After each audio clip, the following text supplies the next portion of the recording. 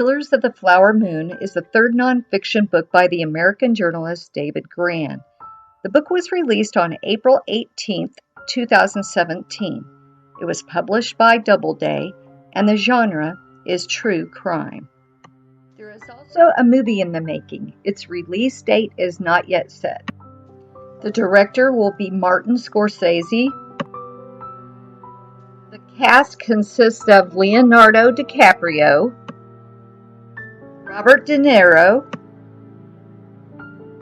Here's De Niro, Scorsese, and DiCaprio all together. It was called The Reign of Terror on the Osage Nation. It's a chapter in our history almost forgotten, but now it has a new life. There is a story that needed to be told. There's a place in Oklahoma called Gray Horse. It has a small cemetery. If you look at the dates, you can see that 1923 was a very bad year. Other than that, nothing really out of the ordinary. We are at the Gray Horse Community Building. From here, the cemetery. Gray Horse Cemetery is where the story begins, and it will end there. The family's oil rights ended up in the hands of the only family member still alive, Molly and her husband, Ernest. "It's just sad," said Molly's granddaughter, Margie. "The whole family just wiped out, for nothing more than somebody's greed." Because at least one of the murders took place on federal land, the FBI was brought in. It was the young agency's first case, and a young J. Edgar Hoover wanted it solved. It was so high profile, it was even featured in a movie starring Jimmy Stewart, the FBI story. The real-life agents began to zero in on Molly's husband. Ernest was arrested, and what unfolded at his trial at the old Pawhuska courthouse was sensational, to say the least. This would have been, in its day, considered the trial of the century, said Grann.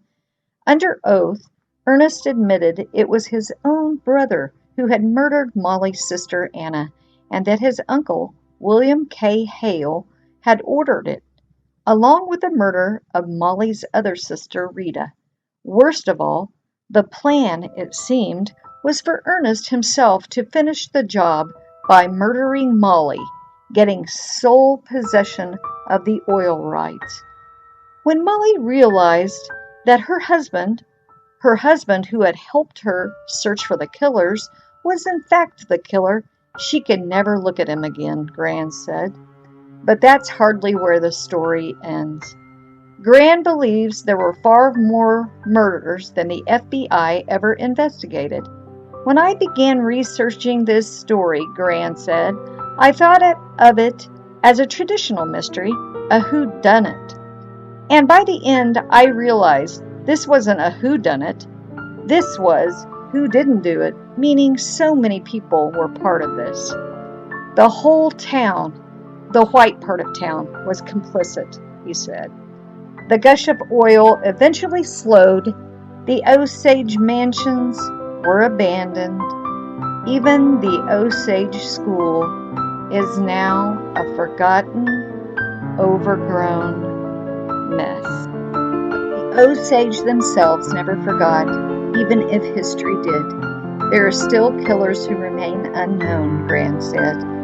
Still conspirators whose names have not been identified, and so some of the secrets, unfortunately, will probably remain lost to history. Molly eventually remarried and became Molly Call, and this is her grave. This is a road to a small cemetery in Oklahoma, Gray Horse. Share, like, comment, subscribe. Thank you for watching. Blessings to you.